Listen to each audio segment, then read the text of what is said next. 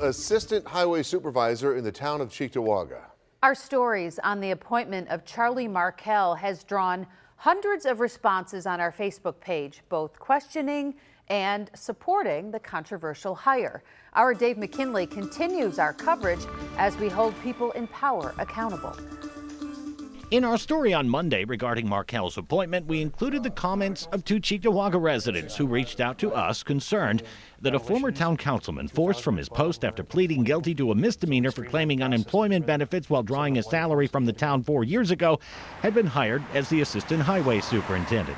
We might sound like instigators or just people that are a pain in the butt, but in order for other people, this is what people need to see. Though it was not her hire, we saw comment from the town's top elected official, Supervisor Diane Kowski. We were told she was too busy to speak with us, but that night she found time to post about our story on Facebook, in which she said she felt pity for me for getting sucked into trying to make a story when there was none, and referring to these two gentlemen in particular as town criers who come to every board meeting and complain about something while they sit at home and contribute nothing to society except living off us taxpayers. In the interest of full disclosure, I replied to her post stating that I didn't need her pity but would have appreciated a response from her that day before our story ran, while reminding her that these two are town residents and therefore her constituents. The hire of Markel was at the sole discretion of elected Highway Superintendent Mark Wagner, who on Monday said he wasn't prepared to take questions about it on camera, but told us if we came to the town board meeting on Tuesday, he'd address them then. And true to his word, Wagner fielded questions from my colleague Ron Plants and staunchly defended his hiring of Markel. And my position is whoever I want to put in there, I can put in there.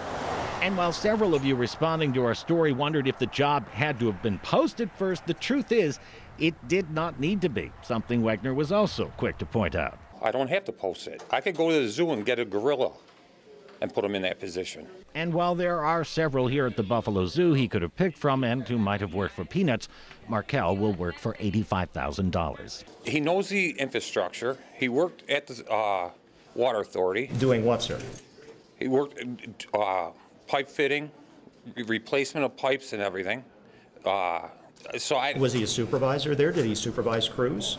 No, not that I know of. Well, wouldn't this be a supervisory position, in essence, as your assistant supervisor, superintendent? Yes, it is, but the last deputy that I just brought in was phenomenal. And he came in from the food industry as a purchasing agent. Moreover, he says, while Charlie Markel may have made a mistake, it does not mean he should not get a second chance to make good.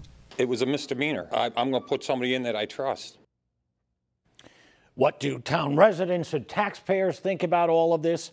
We will share some of their comments with you tonight at 6. Dave McKinley, Channel 2 News.